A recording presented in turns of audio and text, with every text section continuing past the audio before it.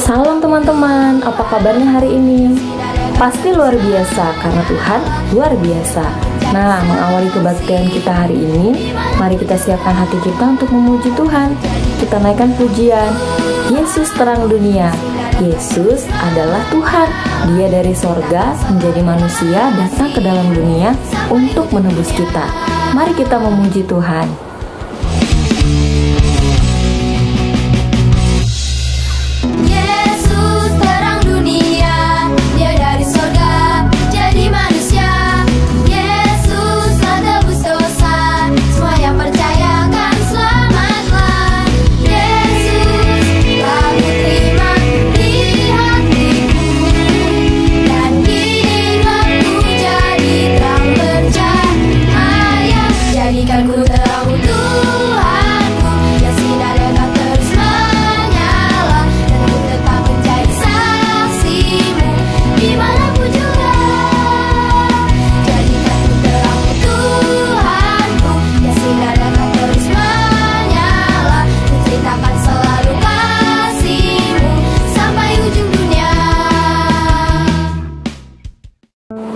Kita sudah memuji Tuhan bersama-sama. Nah, tiba saatnya untuk kita menyiapkan hati kita untuk ditaburi oleh kebenaran firman Tuhan hari ini.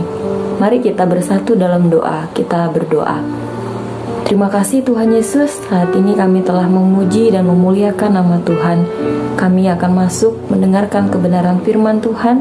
Berkati kami ya Bapa, supaya kami menyiapkan hati kami, supaya kami juga mendengarkan dengan baik, dengan sungguh-sungguh. Tuhan, biarlah benih firman Tuhan yang ditaburkan hari ini menjadi pegangan hidup kami, supaya kami bisa melakukannya dalam hidup kami hari lepas hari. Terpujilah Engkau ya Allah kami, dalam nama Tuhan Yesus kami berdoa. Amin. Salam adik-adik, kebenaran firman Tuhan hari ini terdapat dalam Injil Yohanes pasal 14 ayat 15 sampai ayat yang ke-31. Tema firman Tuhan hari ini adalah Yesus menjanjikan penghibur. Ayat hafalan kita hari ini terdapat dalam Injil Yohanes pasal 14 ayat 16.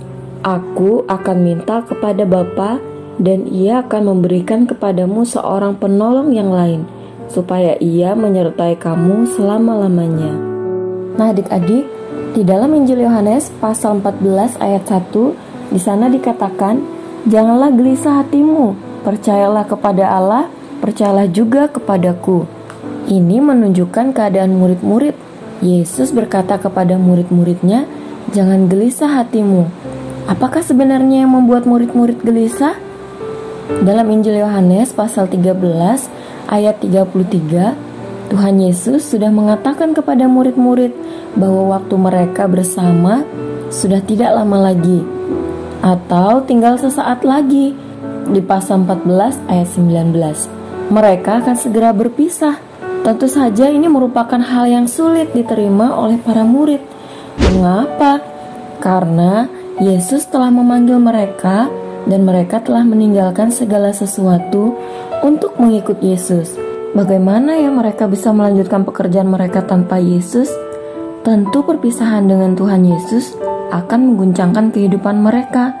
Jadi murid-murid merasa gelisah. Mereka membayangkan bagaimana nasib mereka tanpa Tuhan Yesus. Lalu Tuhan Yesus menenangkan hati para murid dan memberikan beberapa janji yang kita dapat temukan dalam Injil Yohanes pasal 14 ayat 1 sampai 31. Di antaranya adalah janji mengenai rumah Bapa, mengenai jaminan jawaban doa, dan mengenai Roh Kudus, penghibur, akan memiliki damai sejahtera, dan lain-lain. Yesus juga memberikan nasihat yang penuh kasih kepada murid-muridnya. Adik-adik, di dalam Injil Yohanes pasal 14 ayat 1 sampai 14, di sana Yesus menjanjikan rumah Bapa. Rumah Bapa adalah sorga. Sorga adalah tempat tinggal bagi orang-orang percaya. Dalam Wahyu pasal 21 sampai 22, kita dapat mengetahui sedikit gambaran mengenai rumah Bapa. Di sana dikatakan bahwa tidak ada maut, tidak ada kesedihan, tidak ada tangisan, tidak ada penderitaan, dan yang paling menyenangkan di sana kita bisa bertemu dengan Tuhan Yesus. Mereka yang menerima janji Yesus mengenai rumah Bapa adalah mereka yang percaya dan menerima Yesus sebagai Tuhan dan Juru Selamat satu-satunya. Nah, hari ini kita membaca tadi di ayat 15-31. Yesus menjanjikan penghibur. Siapa itu penghibur? Penghibur adalah Roh Kudus. Di ayat 16-17, Yesus memberitahukan kepada kita bahwa Roh Kudus akan diam dan menyertai setiap orang percaya, mengajar dan mengingatkan di ayat yang ke-26 akan kebenaran firman Tuhan. Jadi, Tuhan Yesus akan naik ke sorga.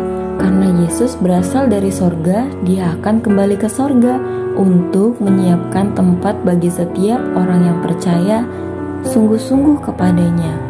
Di dalam Injil Yohanes pasal 14 ayat 18, di sana dikatakan, "Aku tidak akan meninggalkan kamu sebagai yatim piatu. Aku datang kembali kepadamu."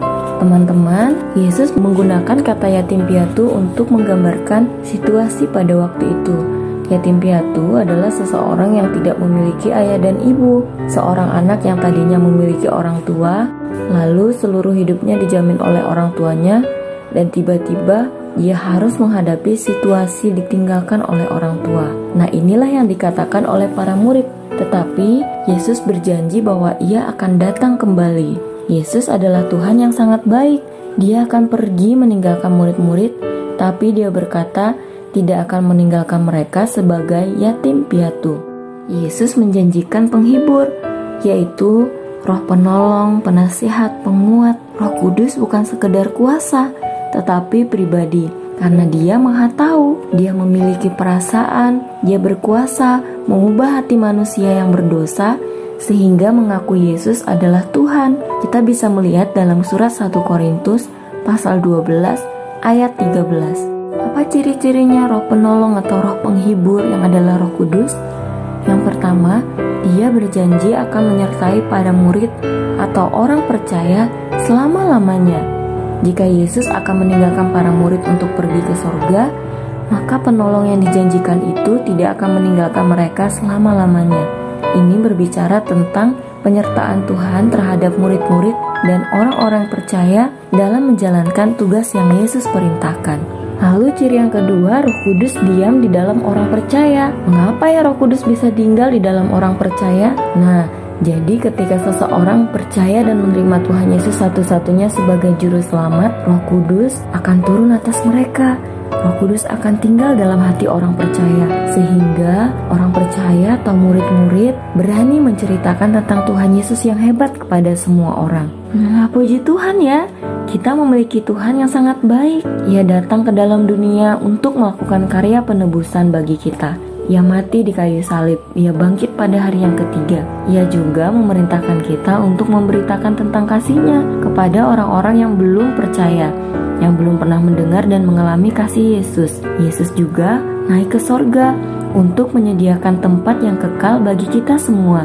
Dan Ia mengutus penolong, yaitu roh penghibur atau Roh Kudus, untuk menyertai kita selama-lamanya. Roh itulah yang memimpin, mengajar, memampukan kita untuk melakukan pekerjaan-pekerjaan Tuhan yang besar bagi kemuliaan-Nya. Lalu apa yang dapat kita pelajari hari ini? Kita harus percaya bahwa Yesus menyediakan tempat yang kekal di sorga, yaitu rumah Bapa bagi orang-orang yang percaya dan sungguh-sungguh menerima Yesus dalam hatinya. Yang kedua, kita juga harus percaya bahwa Yesus menjanjikan penolong atau penghibur, yaitu Roh Kudus, dalam hidup orang percaya yang penyertai orang percaya selama-lamanya. Nah, Roh Kudus ini yang akan mengajar, memampukan kita dan menginsafkan kita akan dosa, bahkan akan memberikan keberanian bagi kita untuk menceritakan tentang Tuhan Yesus yang hebat. Puji Tuhan ya teman-teman, demikian firman Tuhan hari ini, kiranya menjadi berkat bagi kita semua. Tuhan Yesus memberkati. Salam.